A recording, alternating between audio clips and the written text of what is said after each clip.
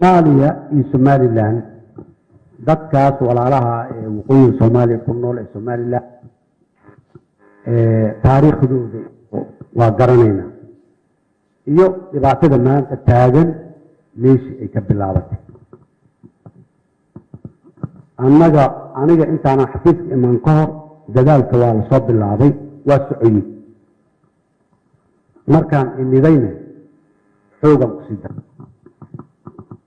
laba mabda oo waaweyn ayaan anagu qaadanay beriga aan nimid xafiiska markaan iswarsanay Somaliland see laga yeelaa markaan dhahan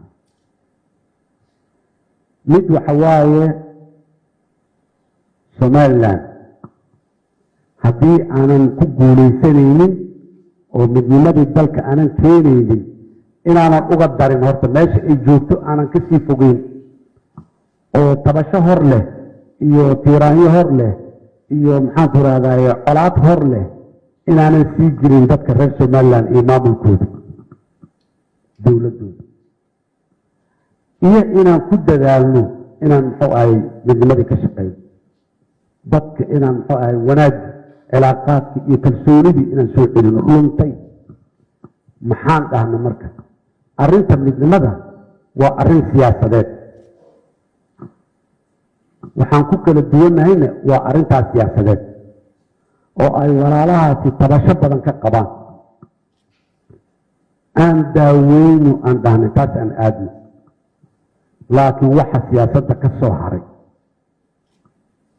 iskuma haysano kuma dirsanin kuma kala duwanin dadka reer Somaliland inay horumar gaaraan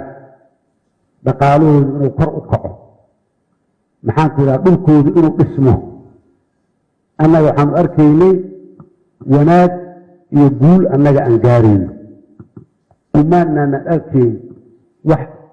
dad yani wax cadow leeyahay oo cadow laga dhigay umaanaan arkayn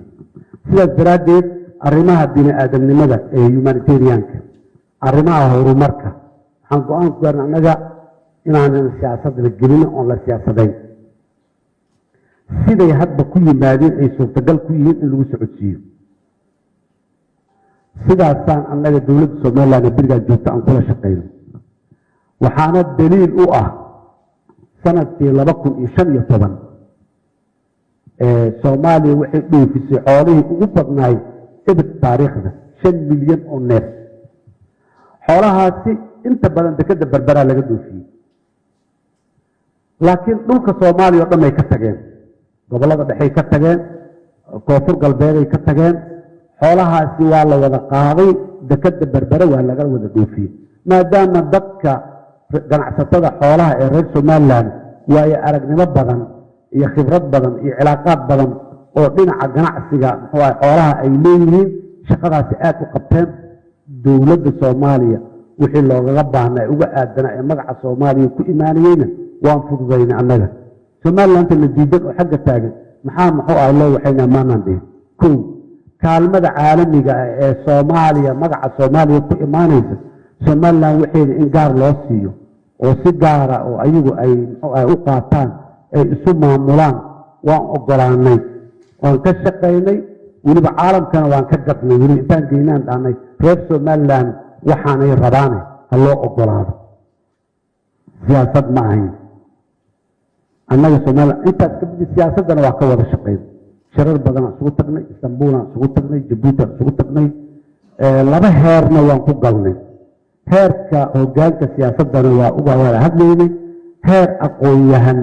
iyo bulshada rayidka ah dadka intellectualiska loo yaqaano maanisada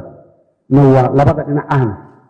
laba kooxood u samaysnay waa kulmi jireen mar walba si loo soo fududeeyo qadiyadaha طبعا هوشو تبشب دير او غامورتيا ku jirta waqti qaadanay laakiin aniga dadka aad iyo aad ugu rajaweyn Somaliland iyo Soomaaliya inay is afgaran karaan oo ay heshii karaan